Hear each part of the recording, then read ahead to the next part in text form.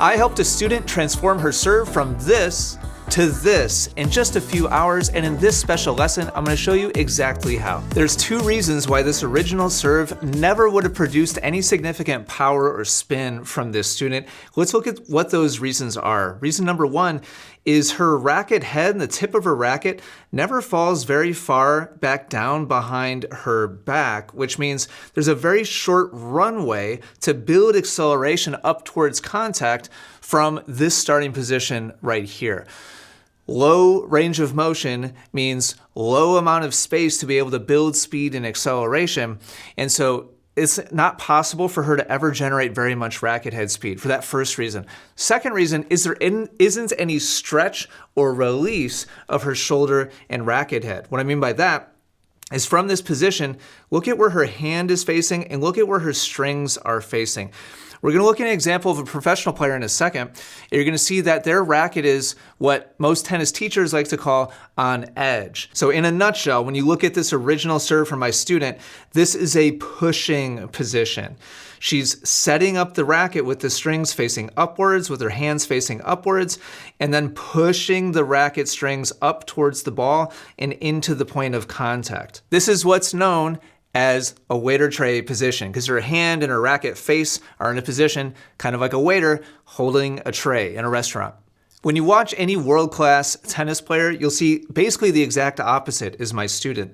When they bring their racket back, instead of it being a shallow drop, the tip of the racket is extending all the way down below waist height, which leaves a big runway of room to accelerate the racket back up towards the point of contact. In addition to that, look at how the tip of the racket has fallen far enough that the butt cap is pointing up, and as Novak starts pulling the racket up towards contact, this is the edge position that I was talking about. You see how the frame of the racket is leading and coming upwards first, as opposed to the strings, the racket face from my student? This is because of the stretched shoulder position, which we're going to unpack in just a second, that high-level players get into. It allows them to store energy in the shoulder and also wind the hand and wind the angle of the racket face so that when they start to release that stretch of the shoulder and unwind the hand towards contact, it produces a ton of racket head speed. And when you add that to the long runway that they have, the big range of motion, those things compound and create a tremendous amount of force. Those principles of long runway and stretched shoulder extend towards any overhand motion throw or hit of a ball. Here's a baseball professional. Watch how as the body starts turning forwards, watch how the hand and the shoulder stretch backwards. I want you to look at where the hand is facing and look at how far back the shoulder ends up stretching. If you just imagine a racket in the hand of this baseball player, this would be a racket drop position, and because of his hand position, the racket would be turned and on edge instead of facing upwards in a pushing position. Then all of that stretch is released and unwound into the release point, and that adds a tremendous amount of force into the ball. Now here's an American football quarterback, Patrick Mahomes. Watch how as his body starts turning forwards, his hand and his shoulder are going to drop back and stretch. And at the point where he's stretched the most, look at how his hand is not facing straight up towards the sky. And now, if you can imagine a racket in his hand with the racket head right here, he would be in a low drop position for a long runway, and the racket would be turned inward so that he could release the racket head into the point of contact to add even more racket head speed. And just like the baseball player, he's going to release that stretch, turn his hand, create that snap. It's the combination of those two things that makes these world-class athletes so special at what they do. Now that you have those examples in mind, look at the side-by-side here. On the left is her original serve. Look at how she immediately starts with her hand and her racket face facing upwards, putting her hand and her racket into a push position. And then on the right, after the drills that I'm about to show you, watch the difference here. How this time the tip of her racket is going to drop significantly. She's way below waist height, so she's creating stretch here with her shoulder, and she's also turned her hand inward so that her hand is now facing to the side instead of facing straight up. That puts the angle of the racket on edge instead of facing upwards. And so now she is pulling the racket upwards towards contact with a much longer runway to generate more racket head speed in multiple different ways. Drill 1 is very simple and very, very, very important. Please don't skip this. If you've been playing tennis for a long time, you're going to be tempted to skip it because we don't have a racket in our hand, we're not hitting a ball, we're not trying to hit a serve. What we're doing here is we're starting to retrain the body how to move. And what we're doing here is just simply starting off facing towards each other. I'm mirroring my student, and we're starting off 90 degrees to the baseline with our chest facing to the side, and our arm and our hand in a neutral position, also facing to the side by 90 degrees. All we're doing is we're turning our body forwards, and as we do that, we're turning our hand inward to face towards your right ear if you're a righty, and then dropping your hand down to start to create that stretch in the shoulder. Really important that you don't force this, by the way. Don't like crank it and go for like bonus points or like how far you can drop it or anything like that. You're going to feel a stretch over the top or probably towards the front of your shoulder. Just do it really gentle, nice and easy, no fast movements, and just go back and forth and feel what this is like to have the body turn and the hand and the shoulder rotate inward and stretch. This is what's ultimately going to create the racket drop. But in my experience, if you don't take the racket out of your hand and stop whacking the ball over and over again, you're just going to keep going back to that pushing waiter tray position over and over again. So please start with this. I think this will probably help you connect the dots. I let my student practice this drill 1 a bunch of times, and I asked her to hold what we were calling position 2, which is the turn and the stretch with the arm and the shoulder, and I just simply put the racket in her hand in a proper serve grip and just showed her, hey, look at the position that your hand is in now. Look at the position that the racket is in. Look at how now the tip of the racket is dropping, and look at how now the edge of the racket is going to be leading as we pull up towards contact. And now we have a stretch to unwind and snap the racket head. By the way, snapping the racket head does not come from the hand and the wrist. It comes from unwinding that big stretch with the shoulder when you move your body appropriately and correctly. Drill 2 is simply now to start connecting the dots between position 2 and position 3. So now we're starting to put together the preparation, the stretch, and the release of the racket.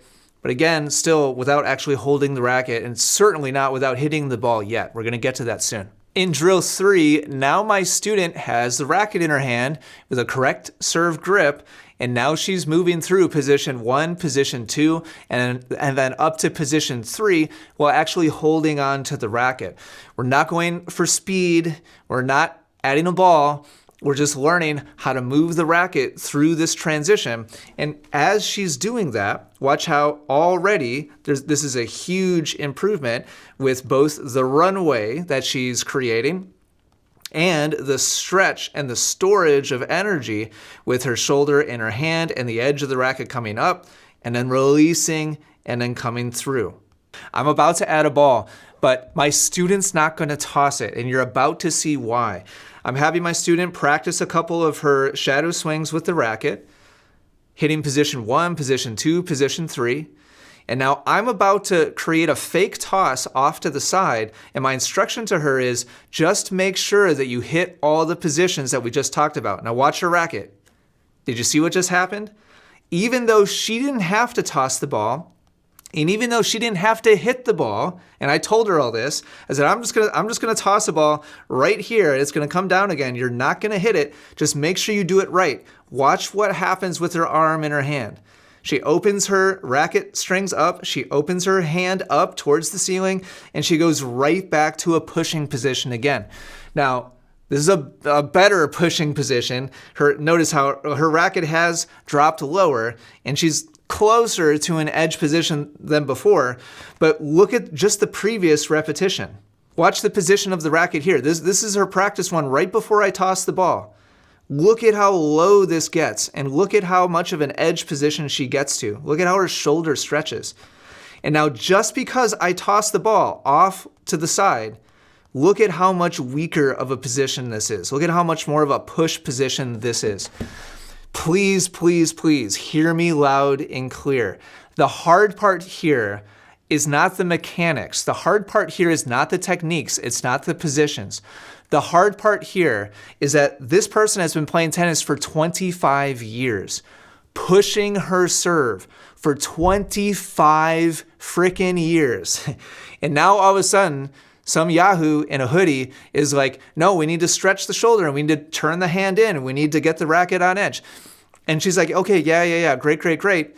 But as soon as a ball enters the equation, even though she's not tossing it and she's not hitting it, her old repeated habit is kicking right back in and pulling her right back towards the old pushy serve. This is why we started with no racket. This is why we started with no ball. And this is why we're introducing the ball a little bit at a time. And I'm telling you, if you've been playing tennis for a long time and you have this waiter tray problem, and you're just going to try to brute force it by just hitting a bucket of balls thousands of times, it's not going to happen.